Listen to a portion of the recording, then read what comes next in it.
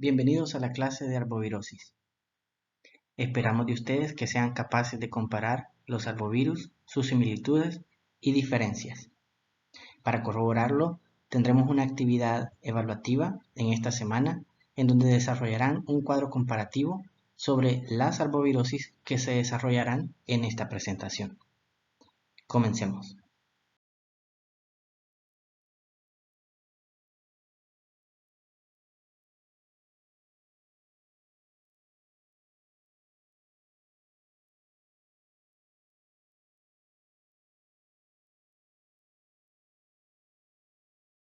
La agenda para esta clase es dar la definición de la arbovirosis, hablar sobre las características de las familias que forman parte del grupo que conocemos como arbovirus, hablar sobre su distribución y clasificación, abordar la parte de la inmunidad en relación con la microbiología, hablar sobre los vectores, por los cuales pues también se llaman arbovirus, sobre los flavivirus, donde desarrollaremos a dengue y a Zika.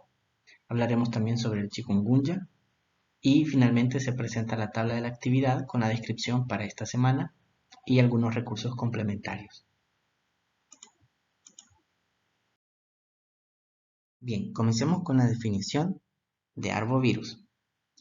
Los arbovirus, quiero aclarar que no son una familia, al contrario, son varias familias, son muchas familias de virus que tienen una característica común. Y esa característica común es la que nos hace poderlos englobar en un solo concepto, el concepto de arbovirus. Entonces, ¿qué son los arbovirus?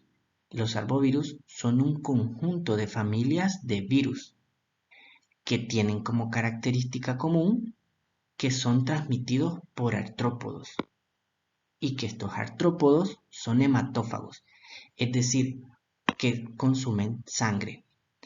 En este proceso entonces, cuando estos vectores, es decir, insectos que transmiten agentes etiológicos de un huésped 1 a un huésped 2, cuando estos se alimentan a través de la succión de sangre, pues introducen también agentes patógenos, para en este caso virus. Quiero aclarar que hay una gran cantidad de arbovirus, pero que para objetos de microbiología clínica para El Salvador solo vamos a hablar de 3: dengue, zika y chikungunya.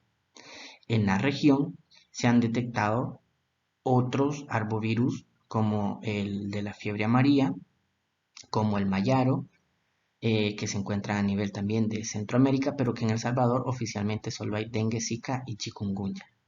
En Estados Unidos y México también hay fiebre del Nilo, que también es un arbovirus o pertenece al grupo de los arbovirus. Sin embargo, esta clase se extendería demasiado y no es tan pertinente debido a que no han sido detectados oficialmente en El Salvador. Entonces, recapitulemos. Los arbovirus son un conjunto de virus que tienen como característica común que son transmitidos por artrópodos hematófagos.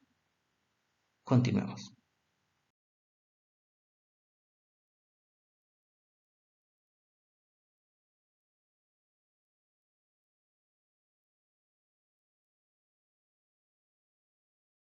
Las familias a las que pertenecen los virus que nos vamos a mencionar en esta presentación, que forman parte de los arbovirus, son la Flaviviridae, en donde vamos a tener a los flavivirus, y dentro de los flavivirus tenemos al virus del dengue y al virus del Zika. Otra familia es la Togaviridae, y dentro de la familia de los Togaviridae a los alfavirus, y dentro de los alfavirus al virus del chikungunya. Pero como pueden ver en la lámina se presentan solo 4 de las familias que forman parte de los arbovirus, los más representativos, pero que para objetos de esta presentación pues nos vamos a delimitar a 3 de estos arbovirus: a dengue, zika, que forman parte del género Flavivirus de la familia Flaviviridae y al virus del chikungunya, que forma parte del género Alphavirus y de la familia Togaviridae.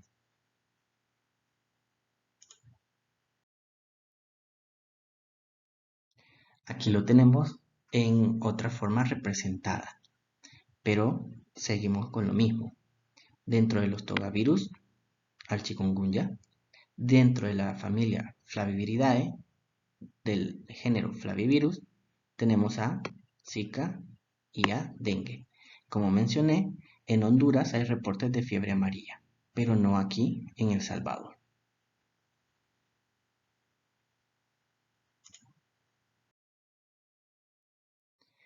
Hablemos entonces un poco sobre las características generales de todos los arbovirus. Después vamos a hablarlos por separado, pero en este caso hablemos de las generalidades de todo el grupo en su conjunto como arbovirus.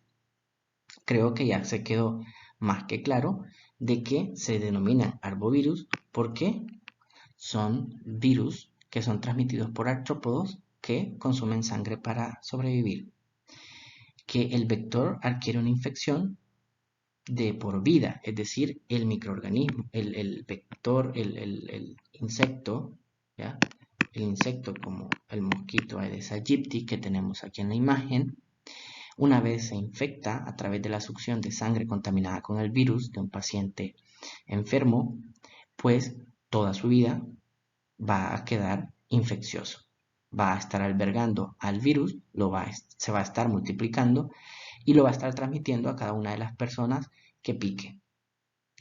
Los virus se multiplican en los tejidos de los artrópodos sin parecer, aparentemente, que dañen al artrópodo, garantizando entonces su transmisibilidad. Algunos arbovirus se mantienen en la naturaleza por la transmisión transovárica en los artrópodos. ¿A qué se refiere esto? De que algunos arbovirus se mantienen viables incluso cuando el insecto muere debido a que pues ha quedado en los huevos o huevecillos que depositara la hembra antes de morir, asegurando la transmisibilidad del virus. El ser humano es un hospedador accidental, sin ninguna función importante en el mantenimiento o en la transmisión de los ciclos de los virus. Son excepciones en el caso del virus para la fiebre amarilla y para el dengue. Entonces, en este sentido, algunos arbovirus presentan infección en los seres humanos de manera accidental. Sin embargo, el ser humano no se convierte en un eslabón vital para mantener la transmisibilidad del virus. Algunos de los ciclos naturales son simples e implican la infección de un hospedador vertebrado, no humano, como mamíferos o aves, transmitidos por una especie de mosquito o garrapatas. Sin embargo, otros sí son más complejos. De los que nosotros vamos a hablar no son complejos, son de los ciclos bastante simples y vamos a poderlos comprender sin mayor dificultad.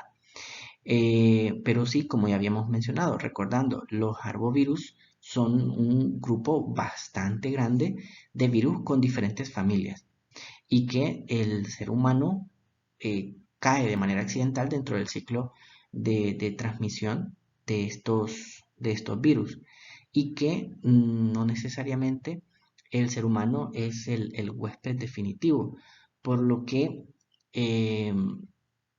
habrán ciclos de algunos arbovirus que implican a otros animales. Distribución y clasificación de los arbovirus.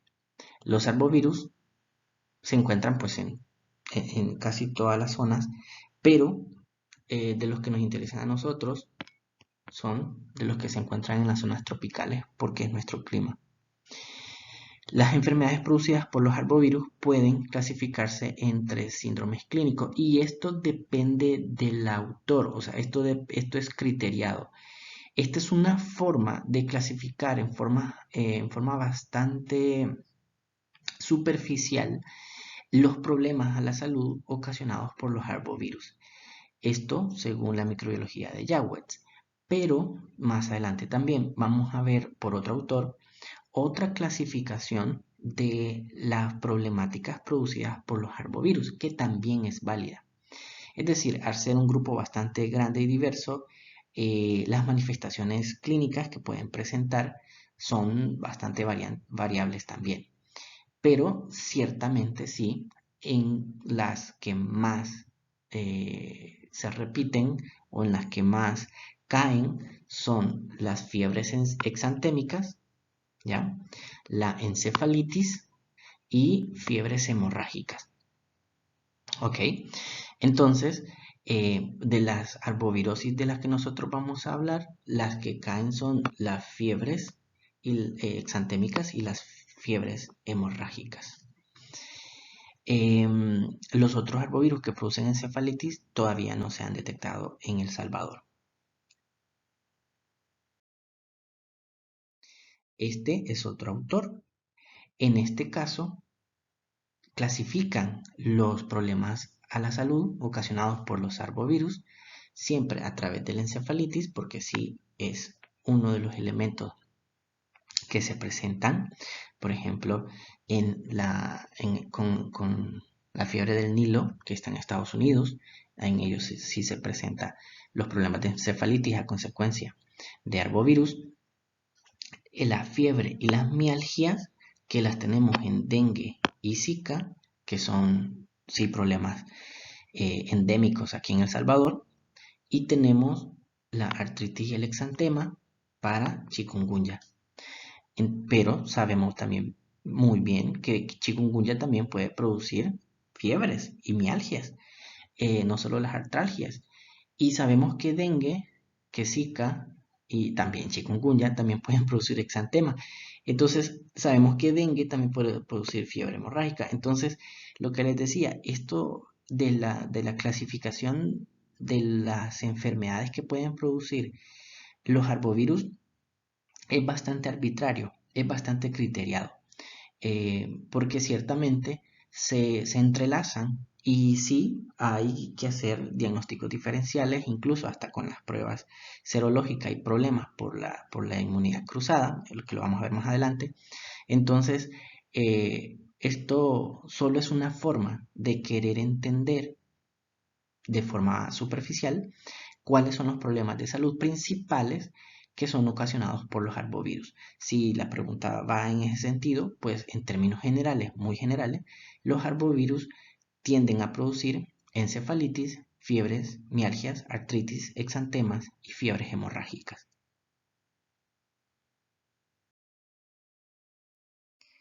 Como venimos hablando, los arbovirus son más de 250 virus, muchos más, y están distribuidos en todo el mundo. Al menos dentro de estos 80 especies pueden causar enfermedades en los seres humanos. Pero como hemos venido hablando, el ser humano realmente no es un huésped que forme parte principal o que sea necesario, vital, en los ciclos de replicación o en los ciclos de transmisión de estos virus, sino que es, como ya mencionamos, un huésped accidental. Hay otros animales como aves, caballos, que pueden albergar a algunos de estos arbovirus. Estos virus se pueden diseminar a los seres humanos directamente desde reservorios no humanos, es decir, no pasar directamente de un humano a otro, que sí hay casos, ya lo vamos a hablar, como por ejemplo Zika, sí puede transmitirse, por ejemplo, de la madre al producto. Zika también puede transmitirse por vías sexuales.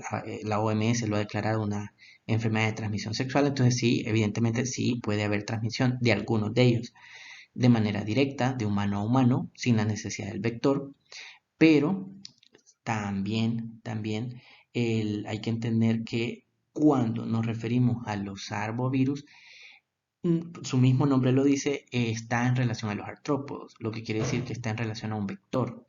Así que en términos generales, la característica principal de los arbovirus va a ser que se transmite por un vector hematófago. Sin embargo, tampoco podemos obviar que los arbovirus se pueden, no todos, algunos, depende de quiénes estemos hablando, transmitir, por ejemplo, por transfusiones de sangre. Y lo vamos a ir viendo poco a poco, por lo menos de los tres que nos importan, dengue, zika y chikungunya. Pero hay reportes de transfusiones de sangre en pacientes y que se ha transmitido, por ejemplo, dengue o chikungunya. El trasplante de órganos, contacto sexual de madre a hijo, que por ejemplo contacto sexual y de madre a hijo son de Zika.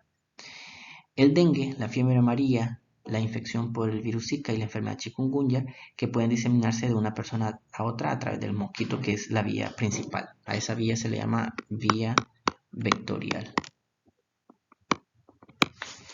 El virus Zika se puede transmitir de los hombres sintomáticos o asintomáticos infectados durante la actividad sexual sin protección, o sea, sin condón, a sus parejas, sean masculinas o femeninas, y de las mujeres infectadas también hacia sus parejas, y de la mujer embarazada al producto, causando microcefalia, incluso síndrome de Guillain-Barré se ha encontrado, entre otros problemas. Dengue y Zika, como ya les mencionaba, ya se ha detectado en transfusiones de sangre o también en donaciones de órganos. Aunque vuelvo a recalcar, recapitulando, los arbovirus se transmiten principalmente por la vía vectorial. En cuanto un poco a la inmunidad, que este punto es interesante para la parte del diagnóstico. En forma general, después vamos a ir hablando, vuelvo a repetir, uno por uno, en el caso de dengue, zika y chikungunya, pero en forma general. Se piensa que la inmunidad es permanente después de haber padecido una infección. Esto en sentido de las variantes, porque como virus que son, tienden a generar mutaciones y estos tienden a generar cambios antigénicos. Por ende, existen variantes. Pero, en términos generales, se genera inmunidad permanente ante una variante, que generará a su vez una inmunidad cruzada, algo efectiva contra las otras variantes del mismo virus, obviamente. Se considera que las respuestas de anticuerpo humoral, lo mismo que las inmunitarias celulares, son importantes para la protección y el restablecimiento tras la infección. Y si le podemos ampliar a esto, también habría que mencionar que la sintomatología es también desarrollada por la acción del sistema inmunológico. Es decir, es la misma acción del sistema inmune contra la infección del virus lo que provoca la sintomatología. En zonas endémicas, la población puede adquirir inmunidad como resultado de infecciones asintomáticas. La proporción de personas con anticuerpos contra el virus transmitido por el artrópodo local se incrementa con la edad. Lo que quiere decir que la exposición endémica a la que nos encontramos, como por ejemplo aquí en El Salvador con dengue, nos ha hecho o nos ha permitido desarrollar anticuerpos que con el tiempo han ido aumentando en títulos y nos proveen de protección. Debido a los antígenos comunes, la respuesta a la inmunización o a la infección con uno de los virus de un grupo puede modificarse por la exposición previa a otro miembro del mismo grupo. Este mecanismo es importante para conferir protección de una población contra una epidemia de un microorganismo relacionado. Esto lo vamos a estar entendiendo en esta clase como inmunidad cruzada o protección heterotípica, es decir, lo que venía mencionando. Por ejemplo, de dengue tenemos 4 serotipos oficialmente. Cuando tenemos una infección por uno de los serotipos, esta nos confiere algo de protección contra los otros serotipos. A esto es lo que llamamos protección heterotípica. Y eso es algo bueno en relación, por ejemplo, a el desarrollo de la vacuna que se está haciendo contra dengue. Por ahí se menciona que hay un quinto serotipo, pero uno de los miedos era que pues este quinto serotipo votara lo que se llevaba de avance en cuanto a la vacuna. Sin embargo, con este elemento que acabamos de mencionar, el miedo se hizo menos, porque ya hemos reconocido de que gracias a la protección heterotípica, una persona puede presentar cierto grado de inmunidad ante otra variante gracias a esta característica que presentan los arbovirus. Al establecer el diagnóstico se debe tomar en cuenta la reactividad cruzada dentro del grupo de alfavirus o flavivirus. Como por ejemplo, ya vimos que en flavivirus tenemos a dengue y a Zika, y que dentro de los alfavirus tenemos a chikungunya. En las pruebas serológicas que se fundamentan pues en la inmunidad, tendemos a tener reacciones cruzadas, es decir, se vuelve difícil en ocasiones el diagnóstico serológico y pues obviamente el diagnóstico a partir del cuadro clínico también se vuelve difícil por la similitud en la sintomatología. Y en cuanto a la serología, también tienden a generar reacciones positivas cruzadas, por lo que también hay que tener mucha precaución con los diagnósticos a partir de serología. Después de una sola infección por un miembro del grupo, también pueden aparecer anticuerpos a otros miembros por las similitudes. El diagnóstico serológico se vuelve difícil cuando ocurre una epidemia causada por un miembro del grupo serológico en una zona donde otro miembro del grupo es endémico, como lo que nos ocurre aquí a nosotros con dengue, que se vuelve endémico. Y tienden a haber entonces anticuerpos que reaccionan ante las pruebas, haciendo difícil el diagnóstico diferencial. Hablemos un poco sobre la transmisión en hospedador vector de los arbovirus. Este es el mecanismo simple para entender la transmisión de los arbovirus, teniendo siempre en cuenta, recuerden, cuando hablamos de los arbovirus, su vía de transmisión principal es a través de un vector, ¿ya? Un vector que es un artrópodo, o sea, un insecto hematófago, o sea, que succiona sangre. Específicamente lo hace la hembra, porque la sangre le provee las proteínas necesarias para poder tener huevos viables para poder mantener su especie. Entonces, cuando una hembra pica a una persona infectada, se va a infectar el mosquito. Y ya hablamos, incluso el virus puede pasar hacia los huevos y de esa manera mantenerse viable en el medio. Pero pongámoslo de la siguiente forma. Ya tenemos a un mosquito infectado. Este mosquito infectado pues tiene que seguir succionando sangre, por lo que ese mosquito entonces va y pica a otra persona, ¿ok? A una persona sana. Al haber picado a esa persona sana, pero el mosquito estando infectado, a través de la saliva, que la utiliza para poder no coagular la sangre cuando está succionando, en algunas ocasiones también como una especie de anestésico local, la saliva entonces entra en contacto con la sangre del huésped y ahí se encuentra el virus. El virus entonces pasa de la saliva del mosquito hacia la sangre del hospedador. Veámoslo de otra forma. Lo tenemos en la parte inferior. Supongamos que en este caso el mosquito no está infectado. El mosquito entonces viene y tiene que succionar sangre.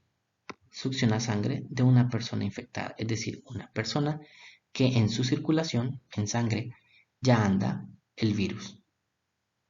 El virus entonces pasa ahora de la sangre de la persona infectada hacia el mosquito.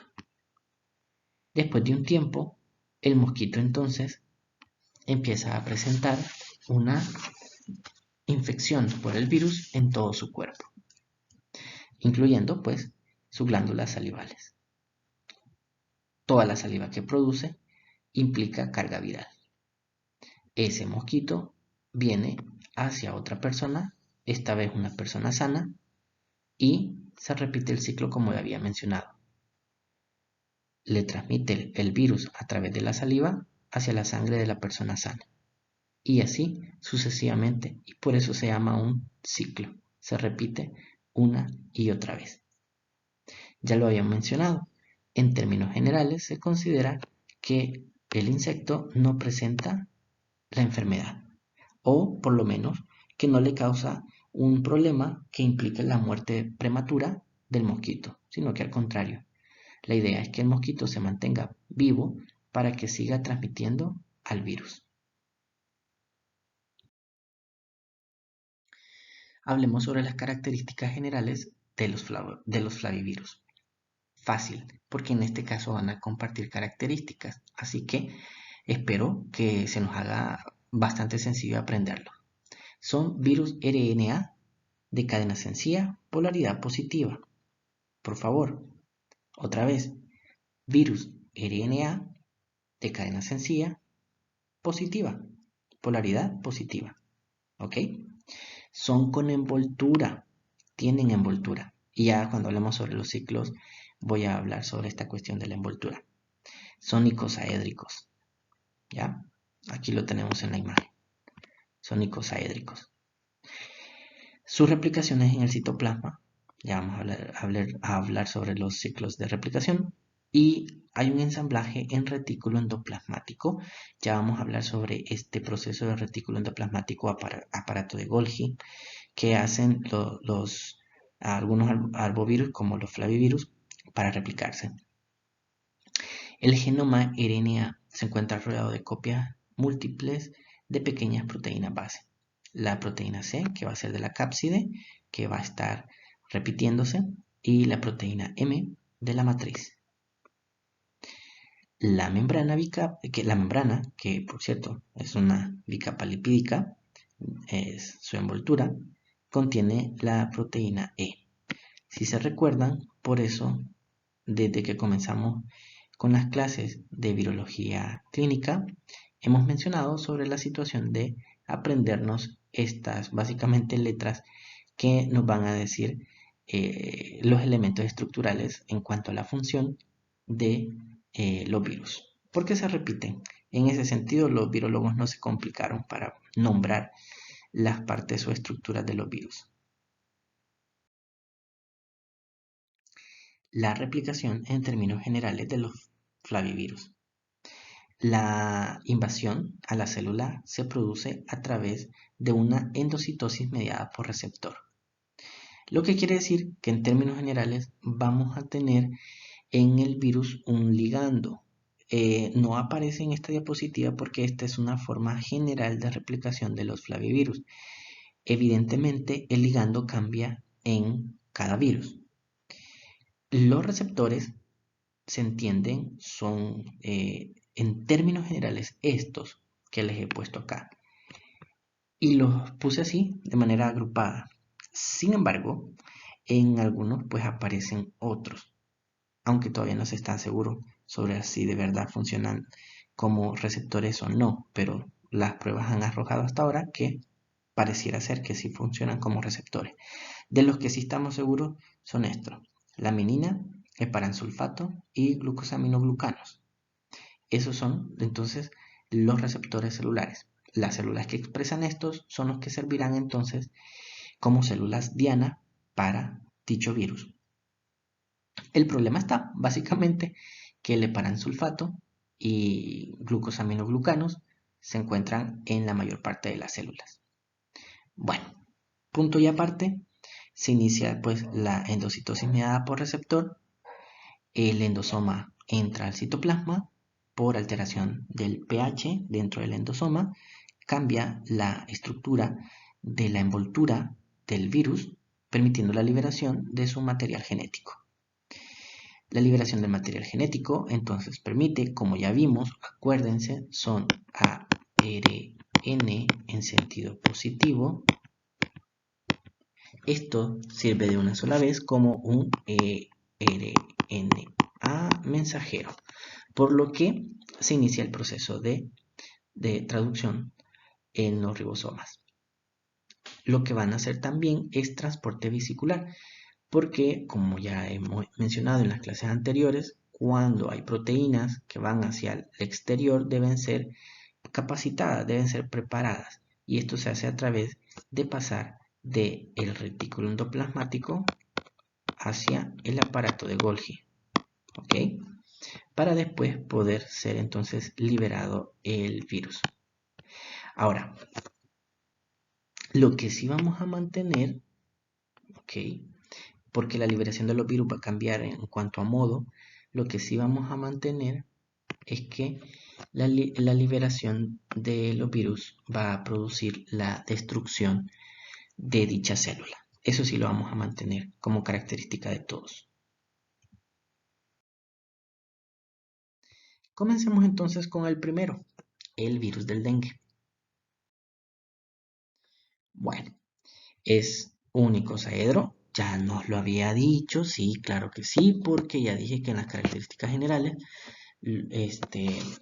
los flavivirus, en este caso a la que pertenece, a la familia a la que pertenece, perdón, el género al que pertenece el virus del dengue, son icosaédricos. Entonces, es un icosaedro de 50 nanómetros, lo que quiere decir que es un virus pequeño. ¿Tiene envoltura? Sí, ya lo había mencionado. Por eso se nos va a hacer fácil aprenderlo, porque es una característica de todos ellos. Tienen envoltura. Una sola hebra de polaridad positiva ARN. Sí, correcto. Tiene, y ojo, con esto comenzamos ya a hablar sobre la parte propia de la virología que nos va a introducir al ciclo replicativo. Tiene 3 proteínas estructurales. La C, la PRM, ¿ya? O precursora de la proteína M, y la E de envoltura, la C del core o de la nucleocápside. Y proteínas no estructurales, que son las NS. NS son no estructurales.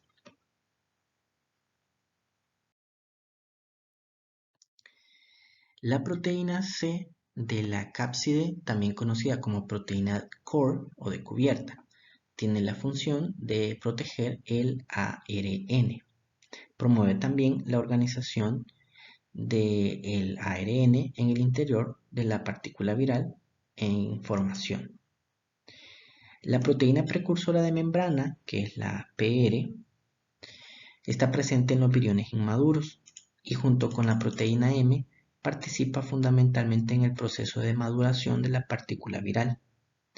La proteína precursora de membrana es procesada después de la traducción por la proteasa celular furina, que la vamos a seguir hablando, que la divide en dos y genera. O sea que la furina va a ser una proteasa, o sea, una proteína que rompe, es una enzima, pues, que rompe proteína. ¿Por qué? Porque los virus, en este caso el virus del dengue, genera primero una poliproteína, o sea, una proteína grande que después necesita ser cortada, escindida en pedazos o en fragmentos. ¿Quién lo va a hacer para el caso del virus del dengue? La furina. Bueno, pues una vez entonces la furina, ha roto a la proteína precursora de membrana, pues se produce ya la proteína M como tal. Por eso es la precursora de la M. O sea, está antes de. Pero aparte de eso, también podemos mencionar de que la M, la proteína M, está involucrada presuntamente, o sea, esta es una suposición a partir de los estudios que se han hecho, en la muerte de las células y en el daño que se produce ante la infección del virus del dengue. Luego, bueno, ya hablé de la C, de la core, luego la E. La proteína E es una glucoproteína. Es la proteína que va a ser inmunógena. No es que las otras no sean, pero esta va a ser la principal proteína inmunógena que presenta el virus del dengue. Por lo tanto, quiere decir que esta estimula la respuesta inmune e induce la producción de los anticuerpos neutralizadores. La importancia funcional de la proteína E radica en que es la única proteína viral que interactúa con las moléculas receptoras de la membrana plasmática de las células vulnerables, que van a favorecer pues a la endocitosis mediada por receptor. O sea, para este caso, para el virus del dengue, la proteína E, ¿ya? La glucoproteína E va a funcionar como si fuera su ligando. O sea, este se va a unir a los receptores, ya sea heparansulfato o glucosaminoglucano en las células para poder iniciar el proceso de endocitosis mediada por receptor. Repito, entonces, la proteína E o glicoproteína E se convertirá entonces o será el ligando, ya no me cupo, ligando del virus del dengue. Por lo tanto, si hacemos una reflexión sobre esto, las mutaciones o las modificaciones que puede hacer el virus en esta proteína pueden afectar directamente la eficacia de la inmunidad que se pueda generar contra el virus del dengue.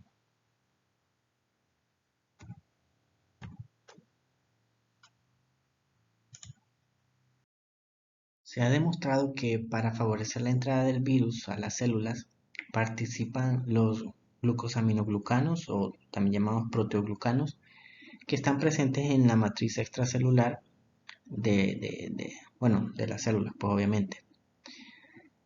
Es decir, pues en la mayoría de las células en su parte externa, a eso me refiero. Los proteoglucanos, como el heparansulfato, por su alta carga negativa, pueden actuar como receptor primario para favorecer el acercamiento de las partículas virales a la superficie de las células. Una vez pues entonces se ha favorecido este acercamiento, esto va a facilitar para que la proteína E, que ya mencioné, va a funcionar como el ligando, pues pueda iniciar la endocitosis mediada por receptor. Esto es lo que tenemos representado en la figura que tienen al lado izquierdo y que lo tenemos expresado de una manera resumida en la parte derecha. Les he dejado ya de manera explícita el ligando y el receptor en esta parte. Siempre se va, después de generar la endocitosis mediada por receptor, a formar el endosoma, que pues el endosoma por cambios en el pH va a generar alteración en la envoltura del virus, liberando entonces la nucleocápside.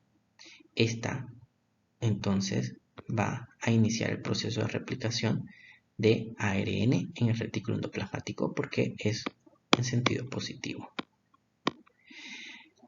Posteriormente, como se ha generado una proteína, una poliproteína, esta va a tener que ser escindida por la furina, ¿se acuerdan? Ya la habíamos mencionado, que es una enzima que rompe a la poliproteína.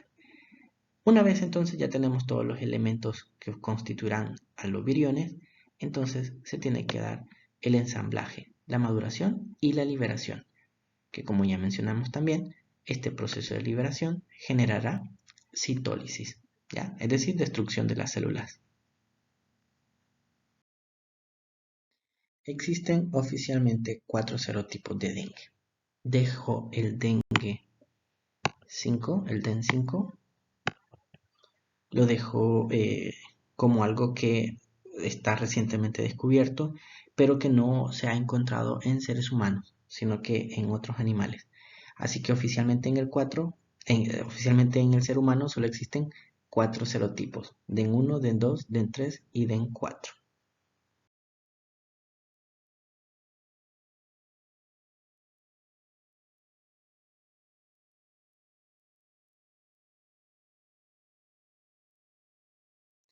El riesgo del síndrome de fiebre hemorrágica es de casi 0.2% durante la primera infección por el dengue, pero de por lo menos 10 tantos más elevada durante la infección con un segundo serotipo del virus del dengue.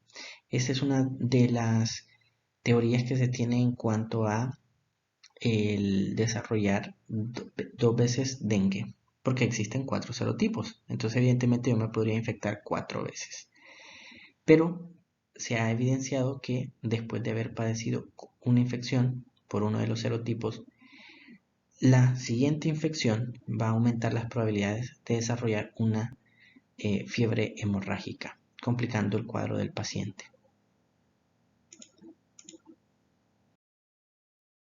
El principal vector del dengue, del virus del dengue en El Salvador, es Aedes aegypti.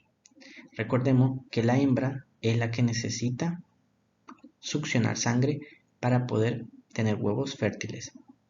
Tras un periodo de 8 a 14 días, los mosquitos son infecciosos después de haber succionado sangre de un paciente infectado y se mantendrán infectantes durante toda su vida, que es aproximadamente 3 meses.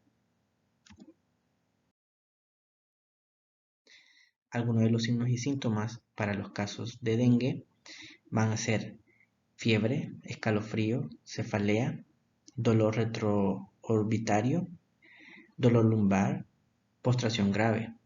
Durante las primeras horas el paciente presenta dolores muy intensos en las piernas y las articulaciones, responsable del nombre de fiebre quebrantahuesos. La temperatura aumenta rápidamente hasta los 40 grados y hay una bradicardia relativa. Aparece el eritema o el exantema maculoso de color rosa pálido, en particular en la cara. A menudo los ganglios linfáticos cervicales, epitrocleares e inguinales se encuentran aumentados. Puede ocurrir odinofagia o también síntomas gastrointestinales, como náuseas y vómitos.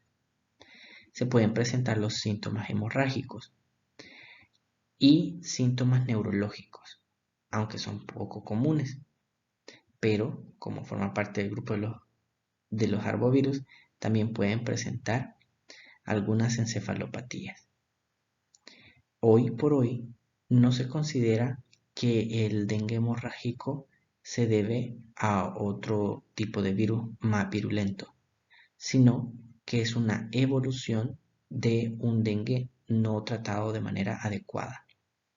Entonces, hoy por hoy se considera lo que era antes el dengue clásico como el inicio o la forma base de la enfermedad, y el dengue hemorrágico como una complicación al dengue maltratado o no tratado. Ok, en esta parte tenemos los nombres con los que se conocía antes. Fiebre de dengue, fiebre hemorrágica por dengue o síndrome de shock del dengue. Sin embargo, hoy esto se considera como una sola enfermedad que presenta diferentes cuadros dependiendo de cómo se está tratando. Es decir, el dengue como un proceso o como un desarrollo de signos y síntomas, comenzando desde lo leve hasta lo más grave, que puede ser pues obviamente mortal. Ya no se ve o ya no se considera que sean causados por distintos agentes con formas más virulentas, sino se considera como una sola enfermedad con distintos cuadros dependiendo del desarrollo de la misma.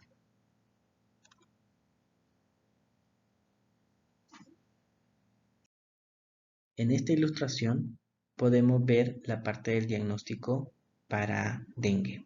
Como vemos, es un diagnóstico inmunológico a través de detección de anticuerpos en sangre del paciente, que van a presentarse entre los 8 a 10 días después de la infección.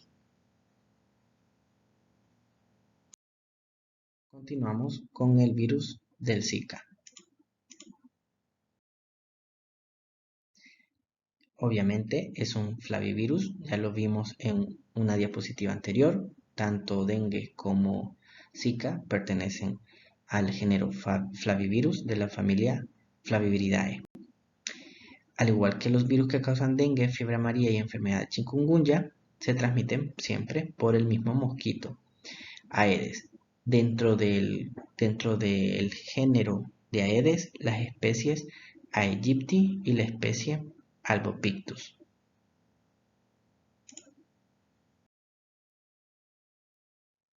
El virus del Zika fue aislado de monos en el bosque de Zika de Uganda, pero no se consideró un importante patógeno humano hasta en los primeros brotes a gran escala en las islas del Pacífico Sur en el 2007.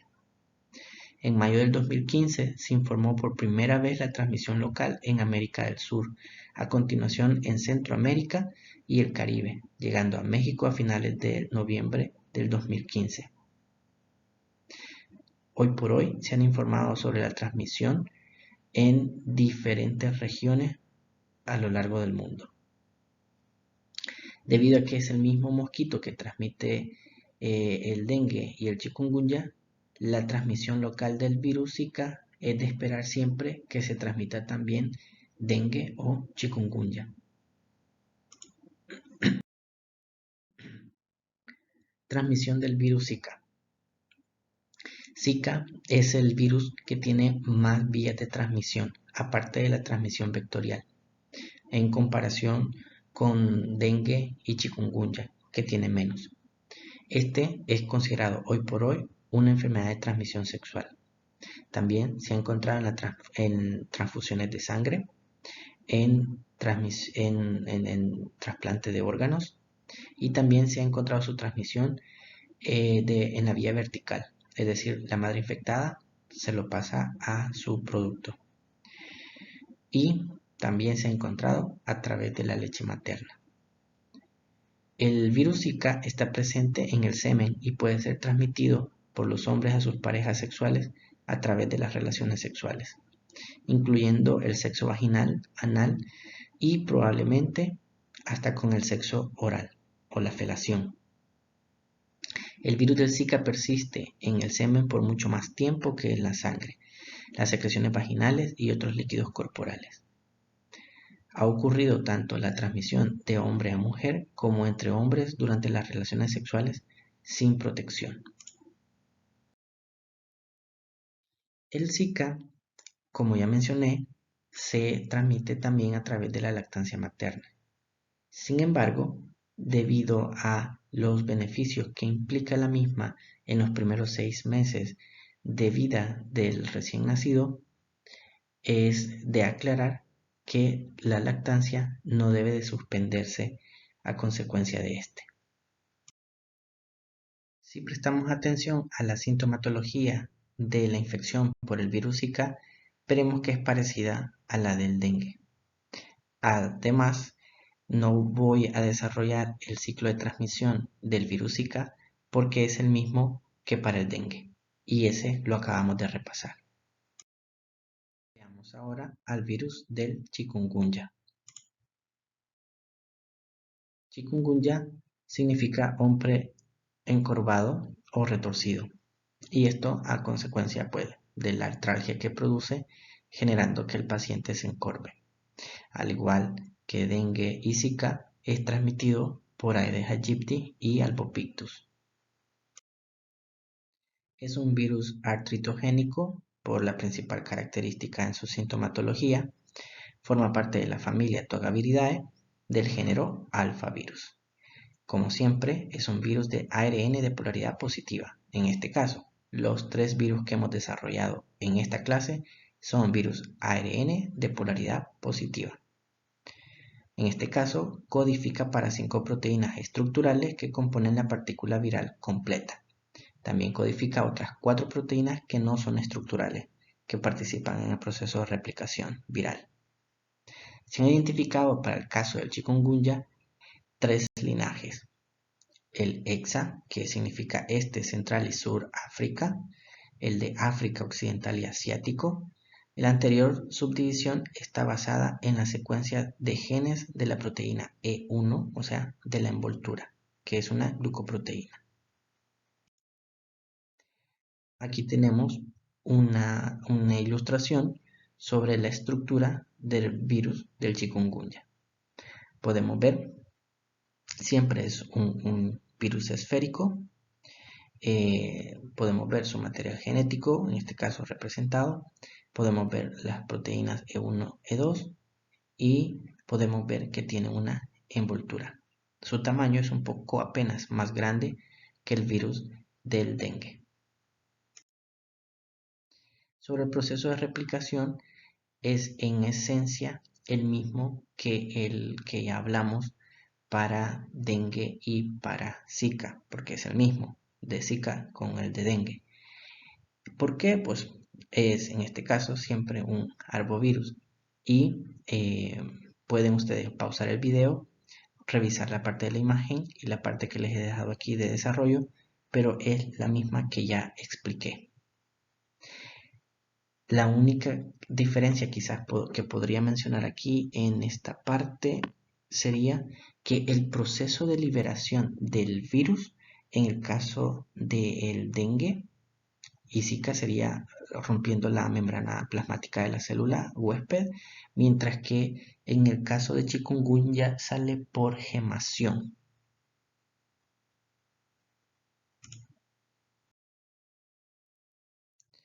Existen dos ciclos de transmisión del virus de chikungunya, el selvático y el urbano. Estos dos conceptos de selvático y urbano también pueden aplicarse para dengue. Y se refiere el selvático, pues obviamente cuando se encuentra en esa clase de zona.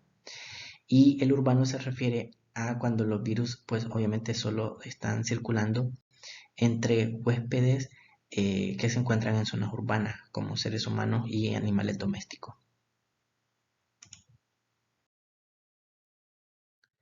Otras vías de transmisión para el caso de chikungunya, eh, bueno, en el embarazo y que incluso se ha relacionado con aborto, es decir, hay vía vertical y también en transfusiones sanguíneas y trasplante de órganos. Una vez el mosquito infectado introduce el virus en el huésped humano, este comienza a multiplicarse a través de los macrófagos, los fibroblastos y células endoteliales. Desde ahí se disemina hacia los ganglios linfáticos para luego pasar al sistema circulatorio. A través del sistema circulatorio se disemina hacia hígado, músculo, articulaciones y cerebro. En todo esto, la presencia del virus en la célula ha generado una reacción del sistema inmunológico inflamatoria, liberando diferentes citocinas para tratar de eliminar a las células infectadas, generando con ello los procesos inflamatorios que darán lugar a los signos y síntomas en el paciente. Aquí lo podemos apreciar otra vez, pero ya en una forma gráfica, cómo se disemina el virus del chikungunya. Pues después de entrar a través de la picadura en la saliva del vector hematófago, el virus, invade fibroblastos y otras células mononucleares, como monocitos y macrófagos. Luego pues se disemina a través de la sangre, los ganglios linfáticos y llega finalmente hacia los órganos. La infección por el virus del chikungunya parece inducir una inmunidad protectora de larga duración, aunque estudios serológicos también indican que entre el 3 y el 28% de las personas con los anticuerpos para el virus pueden desarrollar infecciones asintomáticas. El periodo de incubación para la infección por chikungunya es de 3 a 7 días y el cuadro clínico va a presentarse de una forma aguda, subaguda y crónica, que lo veremos a continuación. Como vimos, en su proceso de diseminación a través del cuerpo implica varias células por las que va pasando el virus. Eso también genera que las manifestaciones clínicas sean diferentes. En la fase aguda, que sería en los primeros días del proceso infeccioso, se presenta una sintomatología muy parecida a lo que ya vimos en dengue y Zika. En una fase subaguda ya se presentan las características más propias de este virus, que se caracteriza por la artralgia, es decir, el dolor en las articulaciones. Y ya aparece un compromiso a nivel del cerebro, ya también una característica de los arbovirus, la generación de encefalopatías. Como mencioné en la diapositiva de portada, La idea para esta semana es que ustedes puedan hacer una comparación entre las características virales de 3 arbovirus. Para en este caso, el virus del dengue, el virus del Zika y el virus del chikungunya. En la descripción de la tarea dejo una tabla que ustedes pueden utilizar para guiarse en cuanto a 9 apartados que se pueden mencionar de los 3 virus y de esa manera compararlos. Pueden acceder a la presentación en PowerPoint y revisar los recursos complementarios o también encontrarlos en la parte de las indicaciones de la semana, donde también aparecen los 2 videos y la lectura. También se los he dejado en la parte de la descripción de la tarea para que puedan también consultarlos y les sirvan para poder cumplir con las comparativas. Como siempre, si tienen dudas, consultas o comentarios, tenemos el grupo de WhatsApp, el foro de consultas semanales, el foro de consulta general y la videoconferencia para poder resolverlas. Hasta pronto.